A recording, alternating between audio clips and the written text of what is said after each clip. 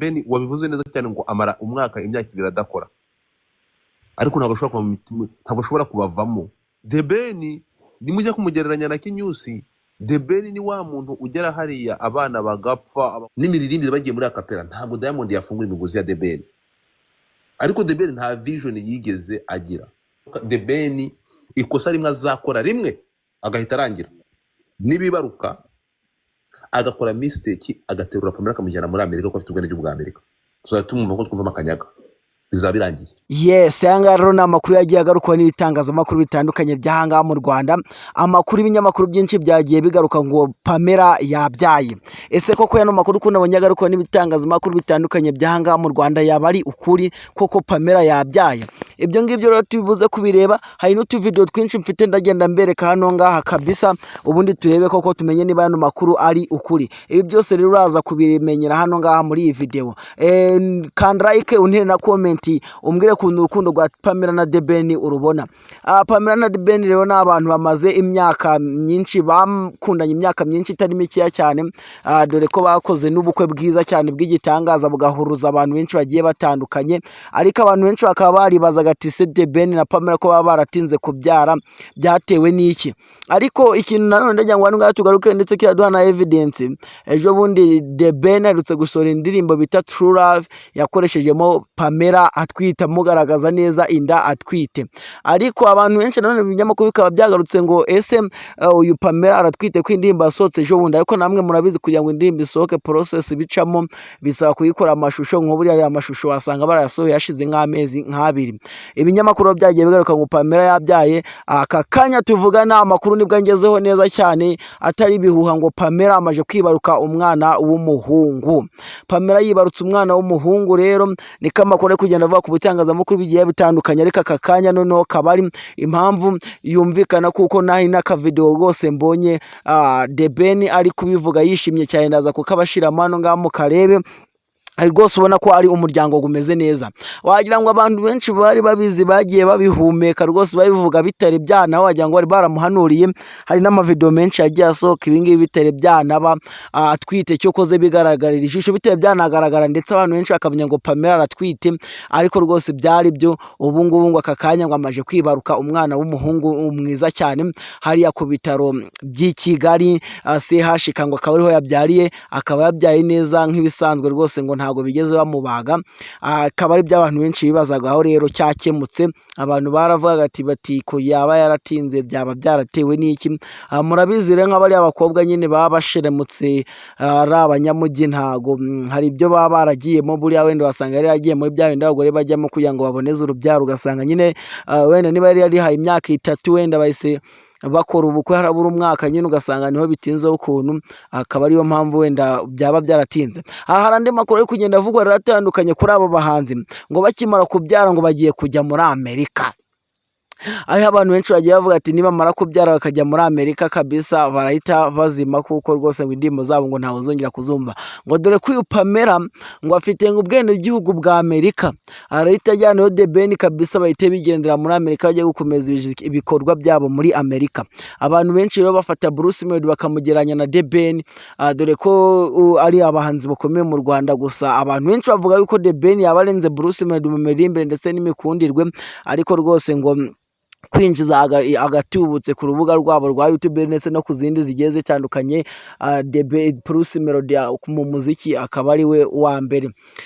Rero abangaba bose ntago bakuze cyane, gusa Mugisha Benjamin ari we The Ben akaba ari we usa nkaho ari mukuru ugereranyije n'uwikeza Pamela.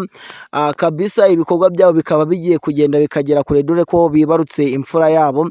Ariko rwose ibikorwa abantu benshi bakaba bagiye bashimishwa n'uburyo rwose no couple yabo bimeze n'uburyo baba babanye umunsi ku wundi ndetse mu mahoro. Ariko ibinyamakuru byinshi byagiye bivuga biti rwose The Ben namara kwibaruka, kubera ko Pamela afite ubwene gihugu bwo muri Amerika, bazahita bagenda muri Amerika. Ngo ubwo ngo The Ben ngo azahita azimva, ngo indirimbo bazaza barazumva nkuko bumva izamakanyaga. Ese koko The Ben yubatse ibikorwa bikomeye hano muri iki gihugu cyacu, ndetse n'ibintu byinshi bigiye bitandukanye by'amateka abantu benshi batamwibagirwa. Ibyo ngibyo ko nabonye abantu benshi babivuga yaba ari ukuri. Ibyo ngibyo nabyo byandika muri comment. Gusa ikintu nakwibutsa rwose, The Ben afite igitaramo ku gisoza umwaka azaha abakunzi be bonane rwose abatangiza umwaka w'ibihumbi 2025 bameze neza. Gusa The Ben yatangaje ko rwose uno mwaka w'ibihumbi 2024 wamugendekeye neza, yakoze ibikorwa byinshi bigiye bitandukanye, none n'akarusho yibarutsemo imfura ye rwose kabisa. Uri kumva ko The Ben ameze neza. Uyu mwaka w'ibihumbi 2025 agiye gupangamo ngo ibikorwa byinshi bigiye bitandukanye, agiye gukoramo indirimbo nyinshi zigiye zitandukanye, ndetse inyinshi azazikorana n'uyu mugore we Pamela, ndetse n'uyu Pamela rwose ngo bazaryana muri studio, muzaza murumva n'ijwi rye dore ko nawe afite impano itandukanye ndetse inakomeye cyane. Uyu Pamela rero nawe ari mu bakobwa beza cyane muri iki gihugu cyacu, dore ko yimamarize no kuba Miss Rwanda agatsindira ikamba rwose. Ariko rwose uyu Pamela ikindi nakwibutsaho ni umunyamideli ukomeye hano ngaha muri iki gihugu cyacu cy'u Rwanda, akaba afite n'imodoka agendamo rwose. Umukobwa buri ufite imodoka uzamutinye aba ari umukire, kuko abakobwa bagura imodoka ni bakeya. Uyu The Ben rero nawe nkubwiye ko ari muri top 5 y'abahanzi bakomeye hano ngaha mu gihugu cyacu cy'u Rwanda, ndetse bafite n'abakunzi benshi sinaba nkubeshye. Akaba nawe ari mu baherwe b'abahanzi rwose batunze amafaranga gatubutse kurusha abandi. Abantu benshi bagiye bafata uyu nguyu The Ben bakamugeranya ndetse na Bruce Melody, ariko rwose ngo The Ben ngo ni mwiza cyane ngo kurusha Bruce Melody mu bijyanye n'umuziki, dore ko bavuga yose ko bagiye no kuririmba The Ben yaza ku mwanya wa mbere kurusha Bruce Melody. Gusa none Bruce Melody icyo arusha The Ben ngo ni ukumvwa cyane, ngo ntawamenya ngo, ariko ngo no gukora indirimbo kenshi zigashoboka. Ariko abantu bavuze ati reba nk'uyu mwaka The Ben akozemo indirimbo ebyiri, bakavuga ati akunda gusura gake, ariko ugiye kureba kuri Bruce Melody usanga yarakozemo indirimbo zirenga 4 n'amakorabo yose uyabariye. Muri kumva ko rwose Bruce Melody nawe arakubiye, ariko The Ben we nakasa. Abantu benshi bagiye banavuga ati rwose umugereranyije na Diamond Platnumz yamushira hasi. Uri kumva ko The Ben rwose n'umuhanzi w'igikoko muri iki gihugu cyacu cy'u Rwanda. Ubu rero ni ukuvuga ngo The Ben abaye umugabo.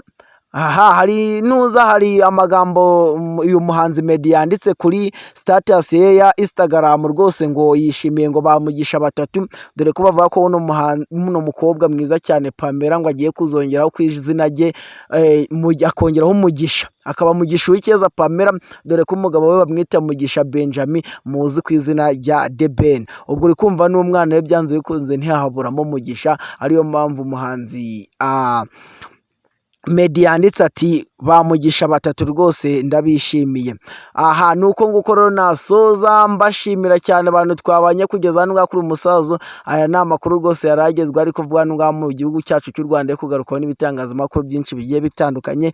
Ikintu nakora nabifuriza isha n'ihirwe, ndetse tukifuriza n'uyu muryango wa The Ben na Pamela gukura ujyejuru ndetse ukaguka ukaba munini cyane, dore ko ari umuryango ukundwa n'abanyarwanda benshi bagiye batandukanye muri iki gihugu cyacu cy'u Rwanda ndetse no hanze y'igihugu cyacu cy'u Rwanda. Nuko nguko rero nasoza ndabashimiye. Iyi ngiyi yo ni Kibale TV.